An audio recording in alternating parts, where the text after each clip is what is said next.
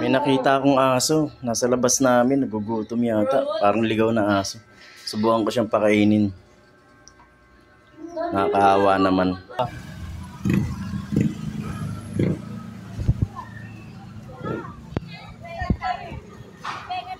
Oh, kain ka. Halika. Kain ka rito. Dali. Oh, main ka na.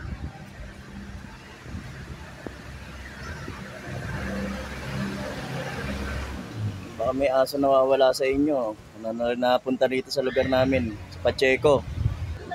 Ayaw niya pang kumain. Nahihiya pa yata siya. Abangan natin guys. Ayun siya guys. Tatago pa siya mga tol. Nahihiya pa siguro kumain. Try ko ulit ilapit sa kanya. Ayaw niya pang kainin eh. Try natin mas ilapit. Oy, kain ka na. Alam kong gutom ka na. Nakakaawa ka naman. Ayan na, kakainin niya na guys. Nahiya siya kanina eh. Wawa, gutom na gutom. Ayun, kinain niya na. Hindi ko alam kung kanino aso to guys. Baka may may-ari nito. Andito siya sa Pacheco. Para masal ko ni mami na. Ayan guys, kinakain niya na yung binigay natin.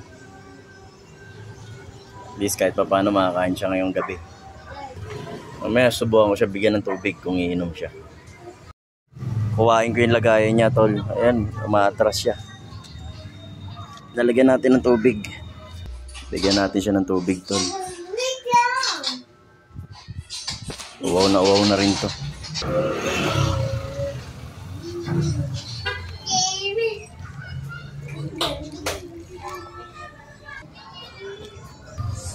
Ayan tol, lagyan natin ng tubig yung binigyan natin pagkain sa kanya.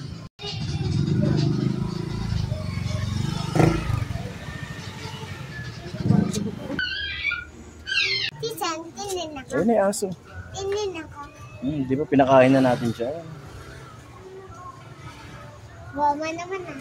Wawa no? Pinakain naman natin na siya eh. Hindi ko nakita. Wawa siya. Nangiti na siya, nakakain na siya eh. Oo. Sige tol, yan na lang eh. Nakatingin pa siya sa akin tol. Alam niyang pinakain ko siya eh. Magpapahinga na siguro to tol. Nakakain na rin naman siya. Busog niya yan. Busog na lang tol. Kanina pa kasi yan nakatingin dito sa bahay namin. Napansin ko na parang nawawala siya. Alaga na mo. Ayan na tol, lumalapit na naman siya. Nakatingin siya sa amin tol.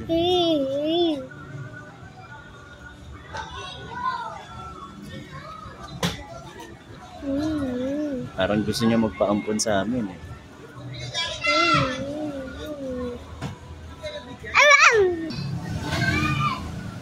Nakatingin siya tol. Ayan ang itsura niya tol, nakatingin siya sa atin. Nasa bahay? Nasa bahay na kayo. Bakit nasa bahay? Kaya nga naawa tayo, pinakain natin siya, di ba? Pindot mo yan. Ito, pindot mo. Pindot mo. Ayan na, lumalapit na siya. Lumalapit na siya sa atin. Parang gusto niya magpasalamat. Salamat ka. Pinakain natin siya. Huwag ka nang munin. Oh, sa mga asong nawawalaan dyan, nandito yan sa Pacheco. Puntahan nyo na lang, Don Bosco. Nagtago na siya sa likod ng puno.